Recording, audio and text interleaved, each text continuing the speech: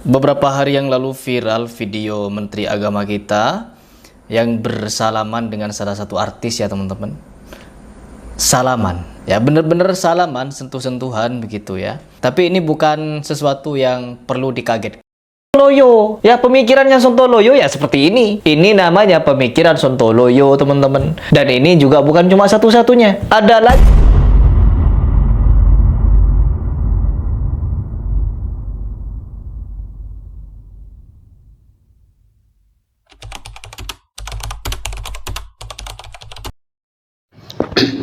Bukan manhaj salaf, ya.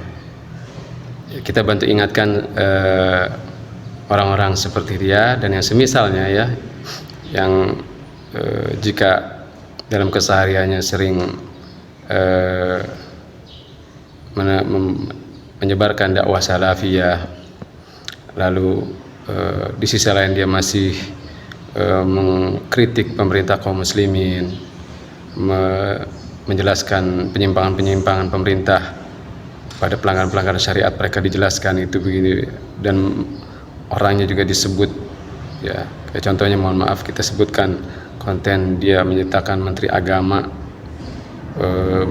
menargetkan salafi gitu.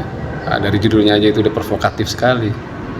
Lalu di dalamnya dia jelaskan Menteri Agama bersalaman dengan wanita yang bukan mahram.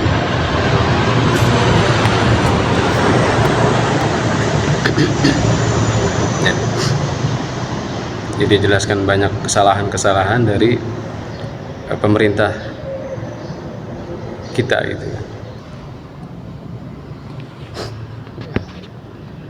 Jadi kalau begitu itu bukan salafi itu. Ya. Kita bantu ingatkan saja bahwa yang dia lakukan bukan dari metode salaf, tidak di atas manhaj salaf. Ya, yang dia lakukan itu adalah manhajnya para hizbiyun. Ya, apakah itu Ikhwanul Muslimin, Hizbut Tahrir, dan bahkan Sururi ya.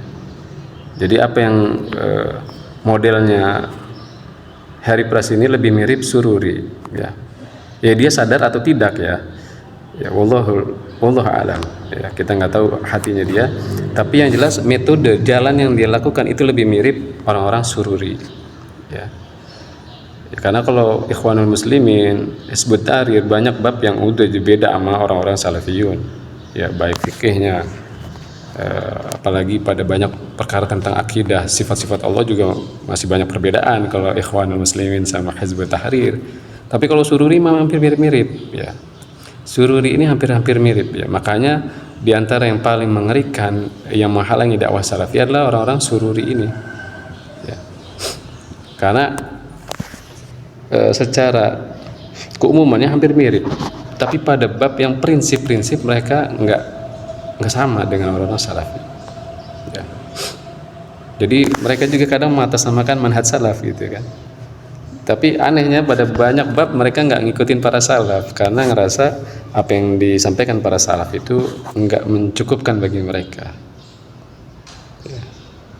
Pada bab termasuk diantaranya tentang pemerintah kaum muslimin, penguasa ya. Mereka nggak cukup dengan apa yang disampaikan para salaf untuk bersabar, untuk tidak mengkritik mereka di depan umum ya, untuk tidak membahas penyimpangan-penyimpangan mereka di depan umum ya, seperti contoh kasus dia menjelaskan tentang Menteri Agama begini menargetkan para salaf ya, apa maksudnya menargetkan gitu kan di judulnya dia.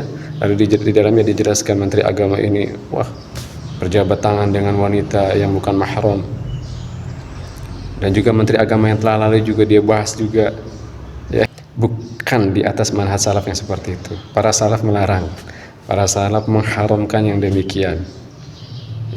Jadi kita bantu ingatkan, barangkali kita husnudzon, barangkali orang-orang dekatnya dia atau ustadznya dia belum tahu kalau dia mengupload yang demikian sehingga mereka tidak menasihatkan. Kita nasihatkan karena kita udah melihat videonya, beberapa videonya bahkan lumayan banyak videonya. Kita bantu ingatkan bahwa yang begitu para salaf melarang ya. Ketika dia mengupload video-video yang memang jelas-jelas menyelisihi manhaj salaf ya, jangan barakallahu fiik, semangat terus berjuang, istiqomah lah, asal suruh istiqomah di bab tersebut, jangan Ya, harus ingetin dong. Jangan karena kita tahu bahwa dia mungkin baru belajar, baru mengenal, lantas nggak diingatkan. Justru orang yang baru mengenal harus lebih sering-sering diingatkan, harus lebih sering-sering dinasihatkan ketika salah. Namanya orang baru kenal, berarti kan dia banyak hal yang dia mungkin masih salah. Ya gimana dia bisa tahu kalau nggak diingatkan? Harus diingatkan, dinasihati, ya ditegur. Dan gak usah berat hati. Seorang Sunni Salafi, budaya saling menasehati itu udah budaya yang tradisi yang biasa aja, memang udah semestinya. Seorang Sunni Salafi itu sama saling nasihat menasehati udah biasa. Gak usah main nggak enakan. Itu bukan Salafi, itu masih tradisi-tradisi sebelum mengenal dakwah salaf itu mah. Tradisi-tradisi sebelum mengenal dakwah salaf itu mungkin ya nggak enak. Ya, kalau Salafi ngelihat saudaranya salah, nggak apa-apa, bantu ingatkan. Kalau dia terima, alhamdulillah, berarti dia jujur di dalam dakwahnya. Ya, kalau dia nggak terima, ya dia malah marah, ya berarti bukan seorang Salafi namanya begitu. Gampang, tinggal diuji aja, ya kan? Apa dia jujur di dalam dakwahnya? Atau apakah dia ikhlas karena Allah atau bukan, ya kan, kita tinggal lihat nanti ya. Kalau dia hanya asik membantah orang lain karena tidak sesuai dengan manhaj salaf, ketika membahas Allah di atas arsy, Allah memiliki tangan, Allah turun ke langit dunia, dia bisa membahas itu dengan pertimbangan manhaj salaf. Tapi pada bab penguasa dia nggak pakai manhaj salaf, ya jangan, nggak konsisten namanya bang.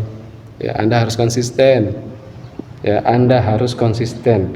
Ketika Anda bisa menegur orang lain, Anda harus berani menerima teguran terhadap diri Anda. Kalau memang Anda sama keliru di dalam menerapkan manhaj salaf, ya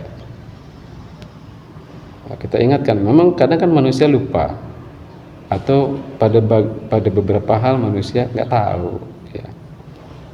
Kita perlu orang lain, kita perlu cermin untuk melihat, ya kan? Ya.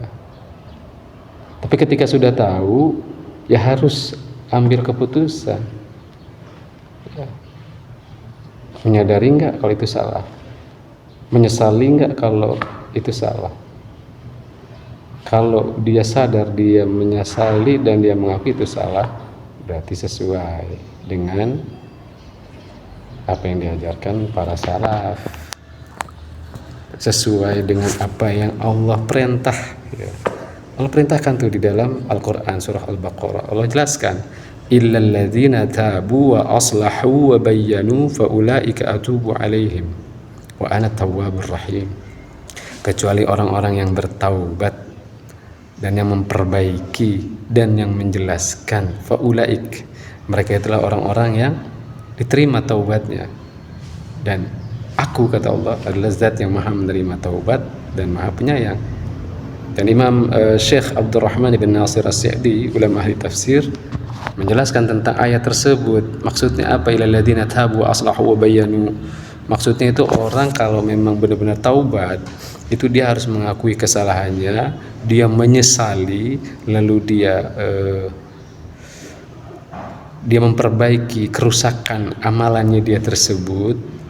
Nggak cukup dia meninggalkan amalan buruknya saja, tapi bahkan dia harus menjelaskan amalan yang benarnya yang mana. Ya. Sebagai bentuk baroah dia terhadap amalan jeleknya dia, sebagai bentuk berlepas dirinya dia dari amalan-amalan rusaknya yang udah dia lakuin sebelumnya. Ya, jadi dia harus juga menjelaskan. Ya, kita khususkan barangkali dia belum ada yang mengingatkan, ya kita bantu ingatkan pada bab ini supaya jangan diulangi lagi, jangan terjatuh lagi. Ya, kita nasihatkan lagi, nggak apa-apa.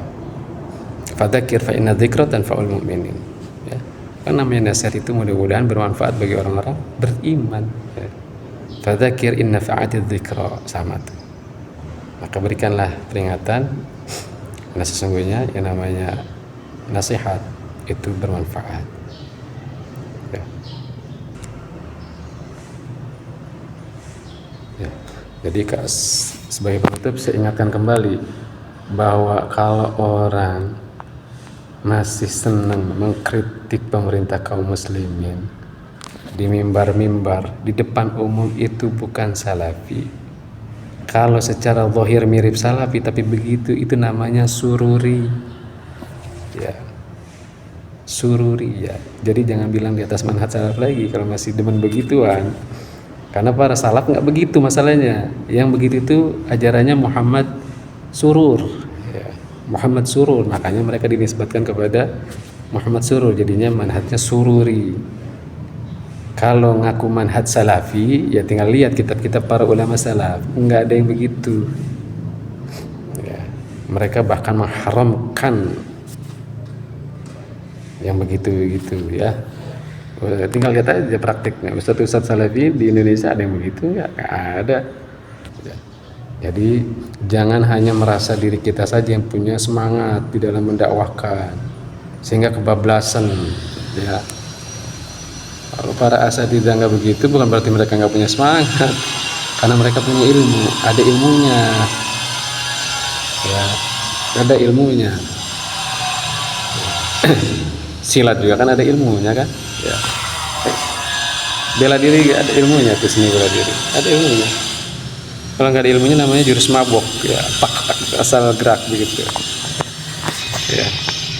Kalau nggak ada ilmunya pakainya jurus mabok ya kan. Jadi jangan pakai jurus mabok ya, pakai jurus yang ada ilmunya ya, sehingga terukur ya.